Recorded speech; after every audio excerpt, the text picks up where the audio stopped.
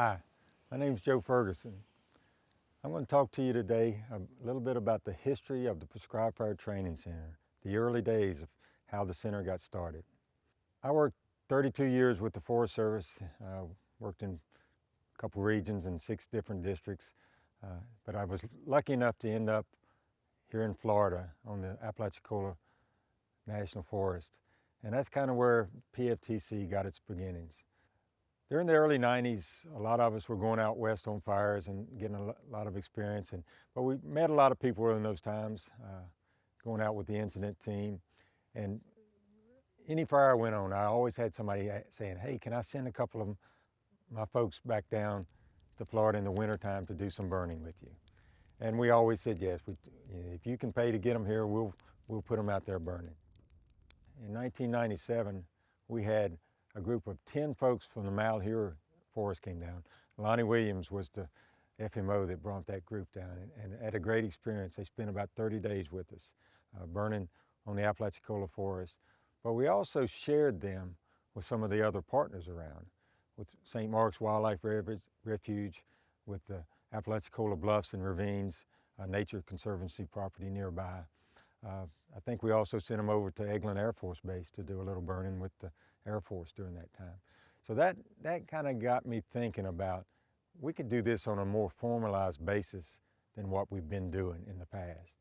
And so in the spring of '97, I put together a proposal to start a training center that would focus on experiential training in prescribed fire. Wrote that up, sent it up to the regional office in Atlanta of the Forest Service. Mark Ronsville was the regional fuels person at that time.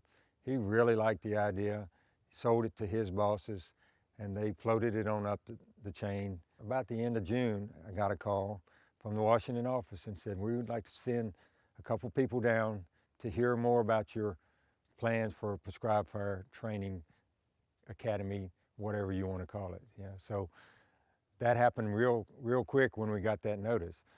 I knew we needed to sell the interagency aspects of it, so I lined up some folks to help with that. Mike Long was the fire chief for the state of Florida, so Mike was going to be there. Paula Seaman from the Nature Conservancy, their assistant fire director at that time. Jim Stevenson from State Parks.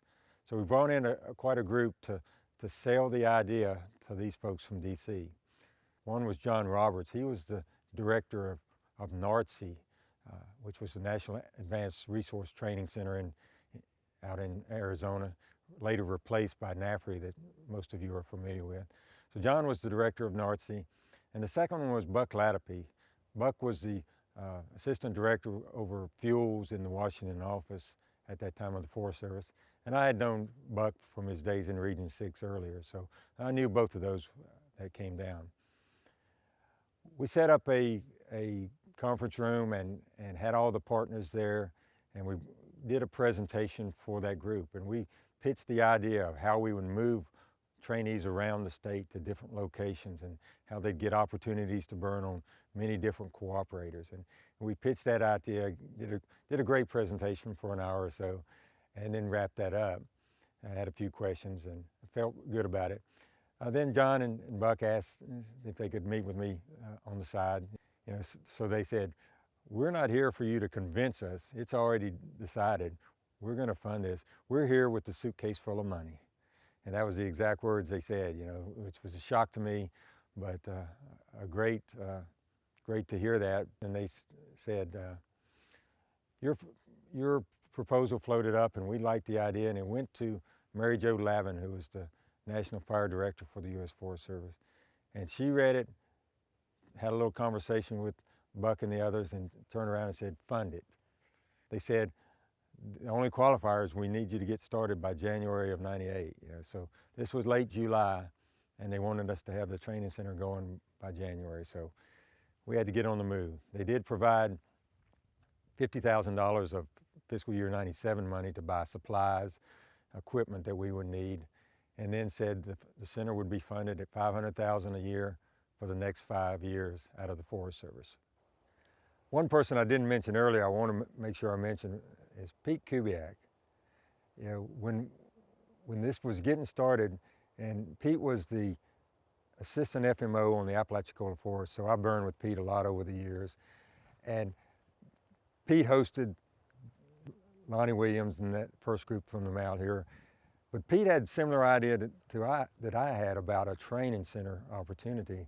And we both wrote them up separately. Pete wrote up a proposal about the same time I did. You know, it just happened that my proposal got sent in first, but Pete and I collaborated after we found out that each other had been working on this, and Pete was instrumental in getting the thing started to begin with.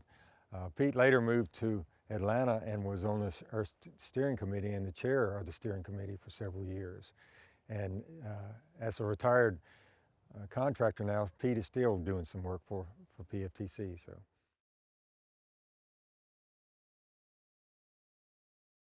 that was our starting point.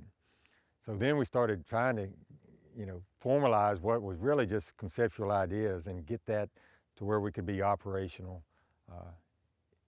in January, figuring out how we're going to advertise for students and how we don't even have a facility where we're going to operate out of, those type things. So it was quite a busy fall. In mid-December, we actually filled the first permanent position on PFTC, administrative specialist, and we hired Bess Dixon for that, who had been an administrative officer on a district for many years. Cal Gale, the Fish and Wildlife Regional Director in Atlanta, thought he could get a FTE through, so he started working on that. It took till about March before he got that approved. So we already run our first sessions before we got a director position approved through Fish and Wildlife, and we advertised that. In summer of '98, we hired John Fort as the first director. I called an old friend of mine, Hunter Wistrand, who was on the Coconino Kayak Forest as the fire staff officer, and asked him, did he have anybody he could send down here that had the kind of skills that we needed. He did, and he sent Vernon Eli. So Vernon did our operations job the first year, did a great job. We brought him back for a couple more years after that. So he was the main coordinator with the field coordinators heading up the modules out in the field and moving the crews around.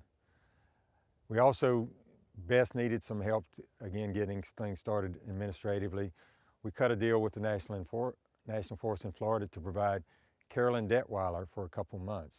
Current administrative specialist for PFTC. She's the only person that's been involved from day one to now with the training center. So the glue holding it all together for us. Anyway, that was our original staff. It took us a couple years to get an actual full-time operations position funded by the Park Service. We still didn't get the operational position turned into a permanent position until probably 4 years after the beginning, so a lot of detailers helping that. After Vernon, we used Duggar Hughes, and a lot of you may know that name. Duggar helped us for several years.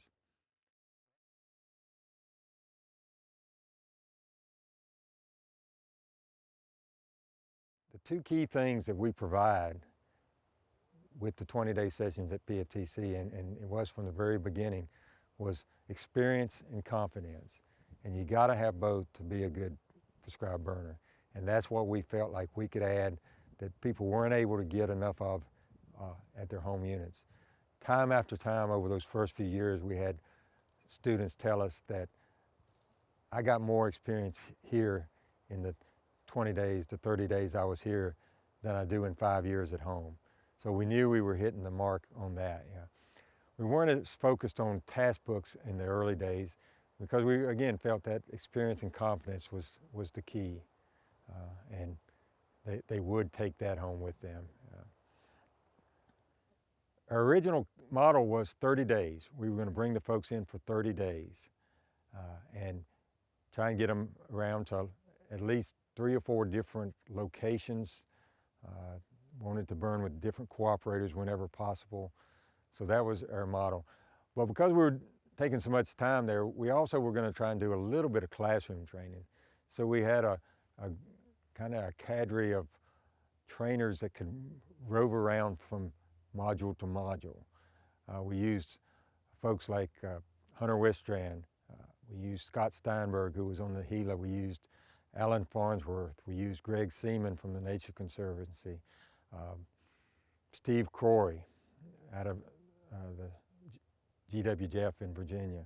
Different folks like that would come down and be our traveling cadre and would do things on non-burn days, or we had a few specific topics that they would cover, and maybe before burn started in the morning for an hour or so.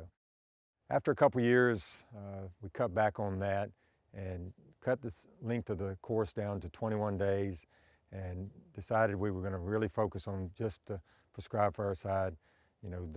If we had to fill in on a rainy day, we'd find ways to do that, but we quit spending the money on the roving cadre there.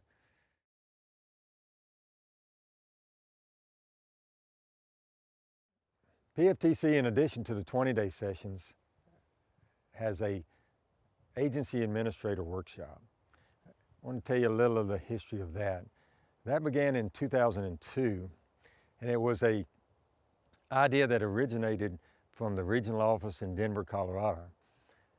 And they were seeing the need to get their line officers a little more background on prescribed fire. The age-old sitting through all the chairs was not happening anymore, and they had people coming in from multiple disciplines that didn't have that background. So they saw a real need there. So they contacted PFTC and said, can we bring a group down there and get them out on a couple fires and do some training with them? PFTC agreed. They came down. They brought 10 students originally, and the cadre that they brought was basically from Region 2. Steve Pettigo, Mike DeLuz, Paul Langowski were key to getting that program started. They spent a week or so in Tallahassee, and then they took them out to the field, to a couple burn sites. I think they burned at Avon Park Bombing Range and also in one of our state forests. And that was the beginnings of that. After that year, it was so successful for them, they turned it over to PFTC. So in the future, it became national. We advertised it just like we did the 20-day sessions and got a national audience for that. We kept that original cadre. They stayed with us for several years. I think up till about 2008 or 9 that we had that same cadre and some others added to that. So that course took off over the years. We now handle about 60 students per year, again from all over the country, and we're not meeting the demand. Our applications have been over 100 for several years in a row now for that course. So a very valuable course and part of the offerings of PFTC. With that, I'll wrap it up. Again, I hope this has been of value to you, understanding where we came from. You can't find anywhere else like it in the country, and probably not in the world, that you can get this kind of confidence, the experience. That's what you're going to get at PFTC.